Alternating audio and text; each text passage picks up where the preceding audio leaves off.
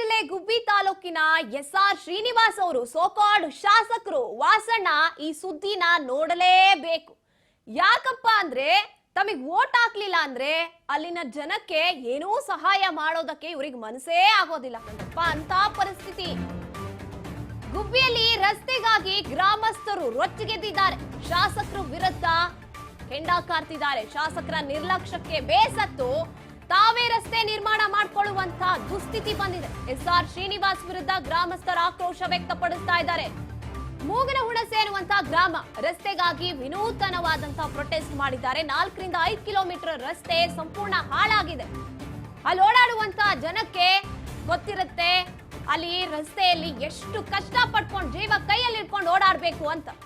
ಪ್ರತಿ ವರ್ಷ ಗ್ರಾಮಸ್ಥರೇ ಅಲ್ಲಿನ ರಸ್ತೆಯನ್ನ ಸರಿಪಡಿಸಿಕೊಳ್ಳುವಂಥದ್ದು ನಾವು ಗಮನಿಸ್ತಾ ಇದ್ದೀವಿ.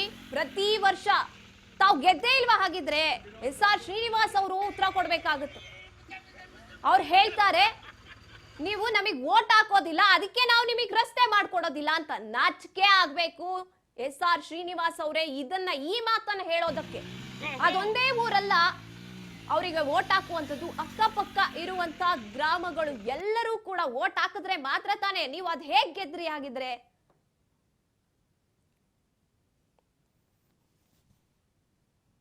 ನೊಂದ್ಬಿಟ್ಟಿದ್ದೀವಿ ನಾವು. ಸುಮಾರು ಅನೇಕ ವರ್ಷದಿಂದಲೂ ಈ ರೋಡ್ ಹಿಂಗೆ ಐತಿ. ಅದಕ್ಕಾಗಿ ನಾವು ಇವತ್ತು ನಾವೇ ಎಲ್ಲ ಸೇರ್ಕೊಂಡು ಒಂದಿಷ್ಟು ಮಣ್ಣು ಹೊಡ್ಕೊಂಡು ಏನೋ ನ್ಯಾರ ಮಾಡೋಣ ಅಂತ ಬಂದಿದ್ದೀವಿ. ಆದಷ್ಟು ನೀವು ಮನಸ್ಸಿಗೆ ಹಾಕ್ಕೊಂಡು ಇದನ್ನು ಮಾಡಿಕೊಡ್ಬೇಕು ಅಂತ ಹೇಳಿ ಕೇಳ್ಕೊತ ಇದ್ದೀವಿ.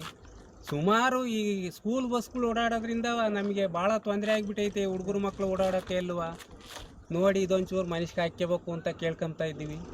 ಯಾರ ಡೆಲಿವರಿ ಆಗಾರನ ಆಸ್ಪತ್ರೆ ಕರ್ಕೊಂಡು ಹೊಟ್ರೆ ನಡಾದೆಗೆ ಪಾಪುನ್ ತಗೊಂಡು ವಾಪಸ್ ಕರ್ಕೊಂಡು ಹೋಗ್ಬೇಕು. ಆಸ್ಪತ್ರೆ ಏನು ಖರ್ಚು ಆಗಲ್ವಲ್ಲ ನಮಗೆ ಕೊಡೋಕ್ಕೆ. ಅದಕ್ಕೆ ವಾಪಸ್ ತಗೊಂಡೋಗಿ ಜೀವನಾರು ಕಳ್ಕೊಬೋದು, ಏನಾದರೂ ಕಳ್ಕೊಬೋದು. ನಿಮ್ಗೇನು ಅನ್ಸೋದು ಇಲ್ಲ.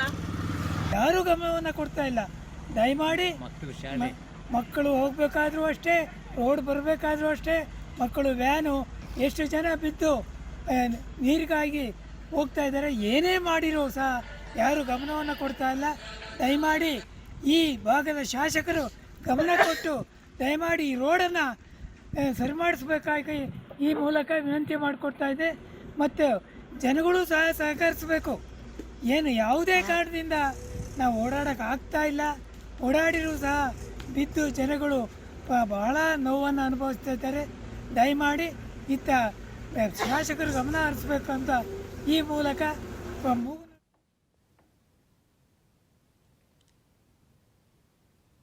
ನೋಡಿ, ಇದು ಇಲ್ಲಿನ ಪರಿಸ್ಥಿತಿ. ಅಲ್ಲೇನಾದ್ರೂ ರಸ್ತೆನಲ್ಲಿ ಬಸ್ರಿ ಹೆಂಗಸರನ್ನ ಕರ್ಕೊಂಡು ಹೋದ್ರೆ ಅಲ್ಲೇ ಡೆಲಿವರಿ ಆಗ್ಬಿಡುತ್ತೆ. ಅಂತ ಪರಿಸ್ಥಿತಿಲಿ ಇರುವಂತದ್ದು. ನಮ್ಮ ಪ್ರತಿನಿಧಿ ಮಹೇಶ್ ಹೆಚ್ಚಿನ ಮಾಹಿತಿಯನ್ನ ನೀಡ್ತಾ ಹೋಗ್ತಾರೆ. ಎಸ್ ಮಹೇಶ್, ನೀವು ಈ ರಸ್ತೆಯಲ್ಲಿ ನೋಡಿರ್ತೀರಾ, ಗಮನಿಸಿರ್ತೀರಾ. ಇಂಥ ಪರಿಸ್ಥಿತಿಲಿ ಊರಿನ ಗ್ರಾಮಸ್ಥರನ್ನ ನಾವಿಲ್ಲಿ ಮೆಚ್ಚಬೇಕು. ಅವರೇ ರಸ್ತೆ ನಿರ್ಮಾಣ ಮಾಡ್ಕೊಳ್ತಾ ಇದ್ದಾರೆ. ₹1 ಕಾಸು ಕೇಳ್ತಾ ಇಲ್ಲ.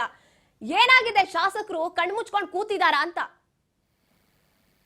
ಎಸ್ ಗಾಯತ್ರಿ, ಈ ಒಂದು ವಿಚಾರವಾಗಿ ನಿಜಕ್ಕೂ ಆ ಒಂದು ಏನು ಶಾಸಕರು ಕಣ್ಮುಚ್ಕೊಂಡೇ ಕೂತಿದ್ದಾರೆ ಎಂಬ ಅಂಶ ನಿಜಕ್ಕೂ ಸತ್ಯ. ಯಾಕಂತಂದ್ರೆ ಈ ಒಂದು ವಿಚಾರವಾಗಿ ಹಲವು ಬಾರಿ ಹೋಗಿ ಮನವಿಯನ್ನ ಸಲ್ಲಿಸಿದ್ದಾರೆ ಗ್ರಾಮಸ್ಥರು.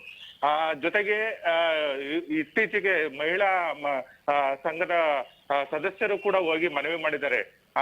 ಆದ್ರೂ ಕೂಡ ಅವರು ಇದೇ ಆನ್ಸರ್ ಅನ್ನ ಹೇಳ್ತಾರೆ. ಅಂದ್ರೆ ಒಂದ್ಸರಿ ಹೋದಾಗ ಏನ್ ಹೇಳ್ತಾರೆ, ಆಯ್ತು ನೋಡೋಣ ಅಂತ ಹೇಳಿ MLA ಅವರು ಹೇಳ್ ಕಳ್ಸಿದ್ರೆ ಅವರ ಧರ್ಮಪತ್ನಿನೂ ಕೂಡ ಅಲ್ಲಿ ಜಾಸ್ತಿ ಇನ್ವಾಲ್ವ್ಮೆಂಟ್. ಅವ್ರನ್ನ ಕೇಳಿದ್ರೆ ಅವರು ಏನು ಈ ಒಂದು ವಿಚಾರವಾಗಿ ನೇರವಾಗಿ ಹೇಳ್ತಾರೆ, ನೀವು ನಮ್ಗೆ ಓಟ್ ಹಾಕಿಲ್ಲ, ಹಾಗಾಗಿ ನಾವು ನಿಮ್ಗೆ ಕೆಲಸ ಮಾಡ್ಕೊಡಲ್ಲ.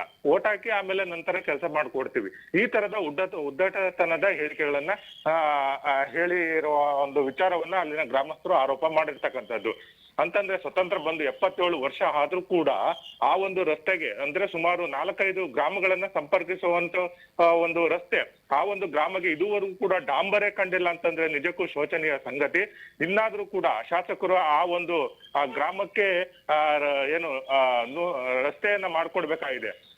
ಈ ಒಂದು ತಾರತಮ್ಯ ನೀತಿಯನ್ನ ಅನುಸರಿಸಬಾರ್ದು. ಯಾಕಂದ್ರೆ MLA ಅಂತ ಹೇಳಿ ಆಯ್ಕೆ ಆದ್ಮೇಲೆ ಯಾವುದೇ ತಾರತಮ್ಯನ ಅನುಸರಿಸಬಾರ್ದು. ಇಲ್ಲಿ ಮುಖ್ಯವಾದಿ ಅವ್ರದ್ದೇನಂತಂದ್ರೆ ನಮ್ಗೆ ಓಟ್ ಹಾಕಲ್ಲ, ನಾವು ಕೆಲಸ ಮಾಡಲ್ಲ ಅಂತ ಹೇಳಿ ಅವರ ಒಂದು ವಾದ ಆಗಿರ್ತಕ್ಕಂಥದ್ದು. ಇನ್ನಾದ್ರೂ ಈ ತಾರತಮ್ಯವನ್ನ ದೂರ ಮಾಡಿ ಈ ಒಂದು ಗ್ರಾಮಕ್ಕೆ ಒಂದು ಸುರಕ್ಷಿತ ಅಂದ್ರೆ ಒಂದು ರಸ್ತೆಯನ್ನ ಮಾಡ್ಕೊಡ್ಬೇಕಾಗಿದೆ. ಗಾಯತ್ರಿ. ಥ್ಯಾಂಕ್ ಯು ಮಹೇಶ್ ತಮ್ಮೆಲ್ಲ ಮಾಹಿತಿಗಾಗಿ. SR ಶ್ರೀನಿವಾಸ್ ಅವ್ರಿಗೆ ನೇರವಾಗಿ ಪ್ರಶ್ನೆ ಕೇಳಬೇಕಾಗುತ್ತೆ. EVM ಮಿಷನ್ ಏನಾದ್ರೂ ನಿಮ್ ಮನೆಯಿಂದ ತಂದಿಟ್ಟಿರ್ತೀರಾ ಅಂತ, ಯಾರು ಓಟ್ ಹಾಕ್ತಾರೆ ಯಾರು ಓಟ್ ಹಾಕೋದಿಲ್ಲ ಅಂತ ನಿಮಗೆ ಹೇಗಪ್ಪ ಗೊತ್ತಾಗುತ್ತೆ? ಅಲ್ಲಿ ಸ್ಕೂಲ್ ಮಕ್ಕಳು ವ್ಯಾನ್ ಓಡಾಡ್ತಿರುತ್ತೆ, ಅದೇ ಸ್ಕೂಲಿಗೆ ಗೌರ್ಮೆಂಟ್ ಸ್ಕೂಲ್ಗಳಿಗೆ ಹೋಗುವಂತ ವಿದ್ಯಾರ್ಥಿಗಳು ಸೈಕಲ್ ನಲ್ಲಿ ಓಡಾಡ್ತಿರ್ತಾರೆ. ಯಾರಿಗಾದ್ರೂ ಏನಾದ್ರೂ ಹೆಚ್ಚು ಕಡಿಮೆ ಆದ್ರೆ ನಿಮ್ಮನೆಯಿಂದ ತಂದವರಿಗೆ ತಂದೆ ತಾಯಿನ ನೋಡ್ಕೊಳ್ತೀರಾ? ಹೇಗೆ ಹೇಳಕ್ಕಾದ್ರೂ ನಾಚಿಕೆ ಆಗ್ಬೇಕು ನಿಮ್ಗೆ. ಓಟ್ ಹಾಕಲ್ವಂತೆ, ಅದಕ್ಕೆ ರಸ್ತೆ ಮಾಡ್ಕೊಡಲ್ವಂತೆ. ನಿಮ್ ಜವಾಬ್ದಾರಿ ಏನು ಅಷ್ಟು ಮಾಡೋದಷ್ಟೇ ನಿಮ್ಗೆ ಇರ್ಬೇಕಾಗಿರುವಂತದ್ದು. ಓಟ್ ಹಾಕಲ್ಲ ಅಂತ ಯಾರು ಹೇಳಿದ್ದು ನಿಮ್ಗೆ? ನೀವು ಉತ್ತರ ಕೊಡ್ಬೇಕಾಗುತ್ತೆ. ಇನ್ಮೇಲಾದ್ರೂ ರಸ್ತೆ ಕಡೆ ಗಮನ ಹರಿಸ್ಬೇಕಾಗುತ್ತೆ.